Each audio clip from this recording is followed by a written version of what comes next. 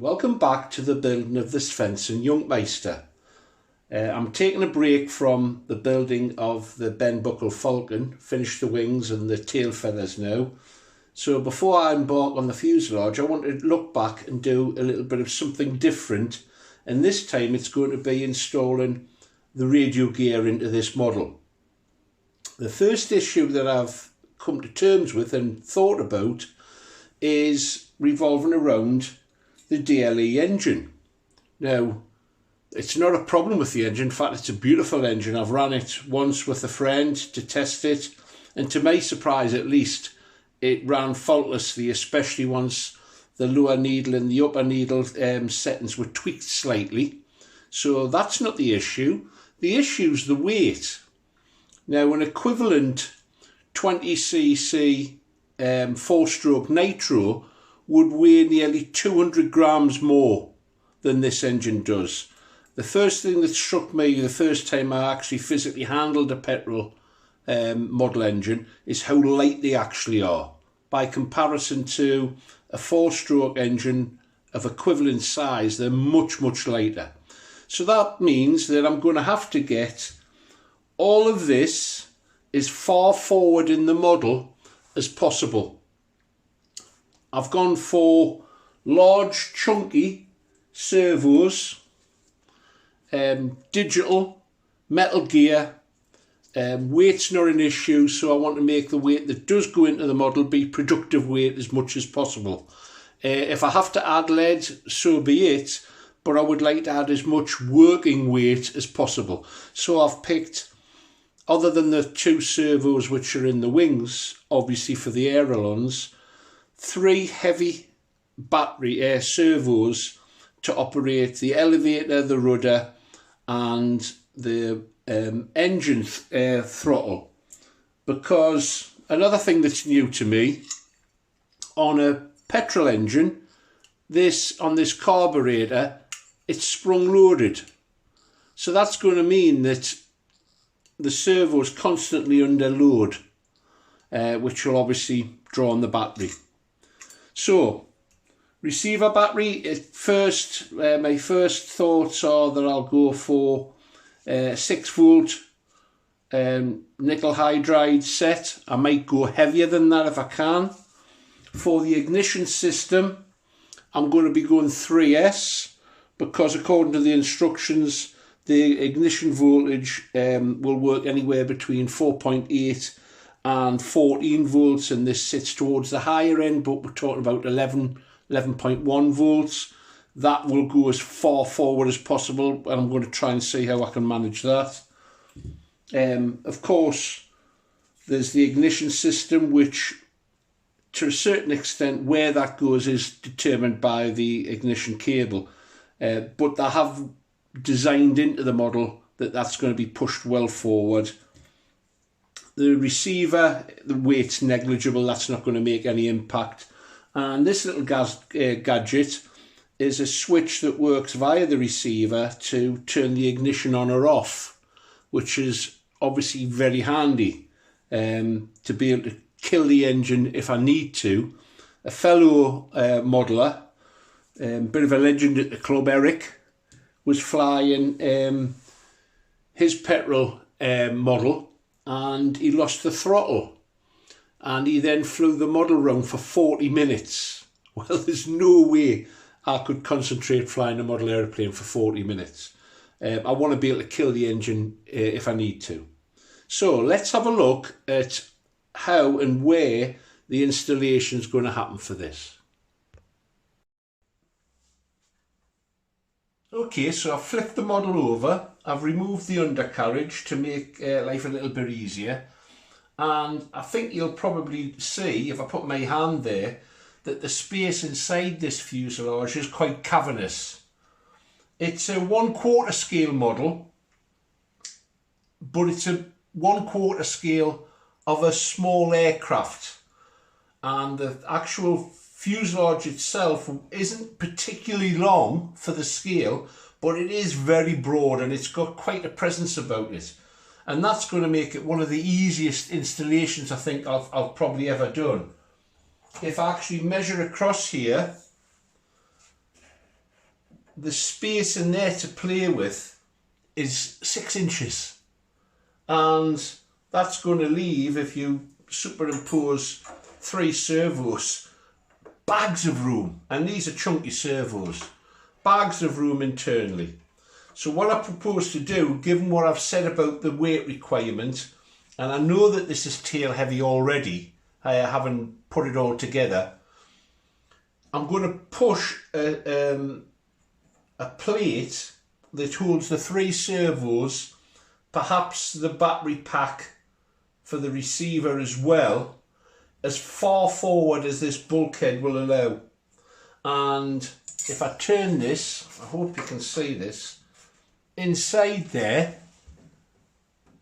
yeah, inside there, in this space underneath, I'm going to actually put the battery that drives the ignition system and push that as far forward as possible. But bags of room, so the first thing I'm going to do now is to actually make the plate, and then I'll actually produce some rails for the plate to sit on that I'll push forward, and that'll be screwed into the model. And then if I need to take the radio gear out, I'll remove the screws and take the whole plate out, rather than fiddling about with individual servos trying to remove them. Let's see how we get on. The position of the servo is now marked out. I'm going to drill in the corners so that I can actually cut out the apertures for the servos themselves. So wooden block underneath.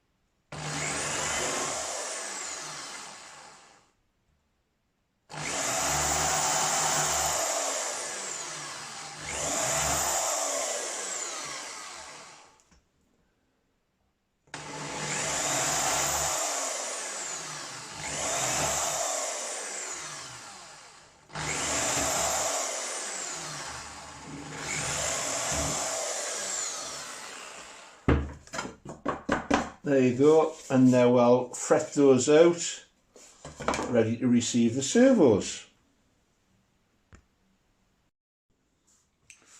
Having cut the holes out, it now makes it an easy job on the fret saw to actually remove the centre section.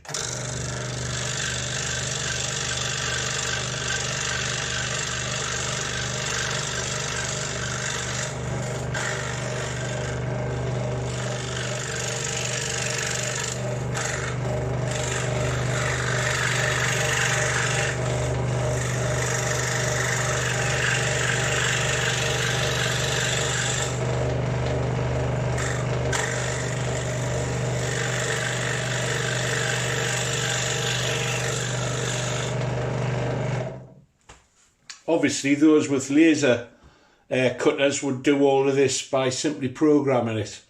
It would probably take me a week to work out how to use the program, so I'm very much old school kitchen top modelling a lot of the time. So that's cut out. It can be removed now if I take the tension off the blade. There you go. One down, 2 more to go. The servo tray is now being completed. As I said, it's a lot easier if you have the luxury of a laser printer. However, it's done, didn't take too long. Now what I need to do is locate the position for it within the fuselage. And that's really determined by the position of the runner tube for the throttle linkage. I've marked that on, turns out to be 5 centimetres up from a fixed point in here. I've made a couple of blocks up, a hardwood block to take the screw and a balsa piece to give a bigger surface area.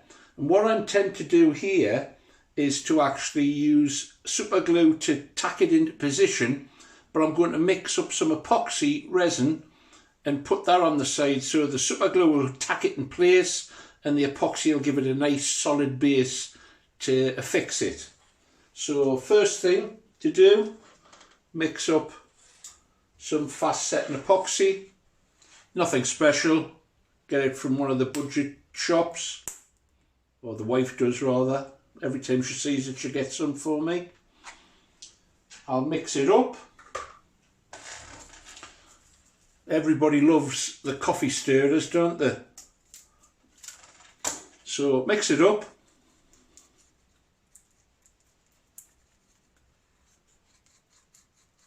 Obviously it needs to be mixed thoroughly. This stuff doesn't go off as well if it's not mixed properly. So there you go. I'll put some of that onto the hardwood bearer part,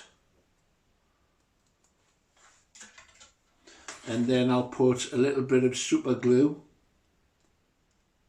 along here to act as a tack to hold it in position. And then excuse me if I block the view, but I'm going to glue it in place. I've marked the line on inside where it needs to go. That's going nowhere. Do the second one. Apply this epoxy resin and the super glue to tack it in place and hold it while it sets. 3 drops will do. Once again, excuse it if I block the view.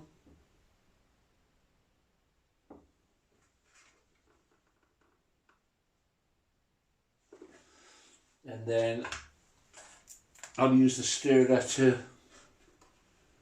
blend in the epoxy.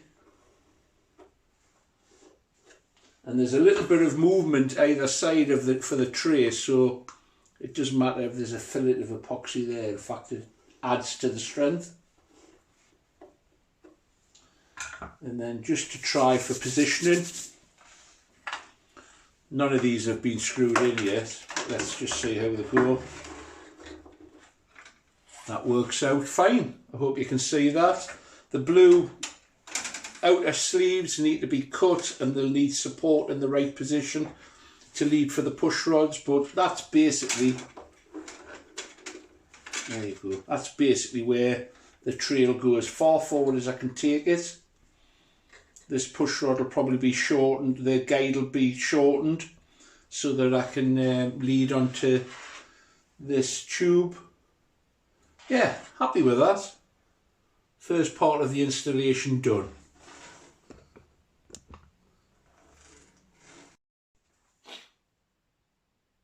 Servo installation is now complete. Rudder and elevator servos, bracing bar to stop the tubes from flexing. I can't find any slop in these 2 servos. The one that you can just see here, that's the one that will go to the throttle. And I've pushed everything as far forward as I can to help with the issue of getting the CG right.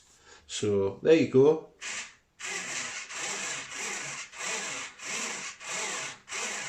All working on the tester.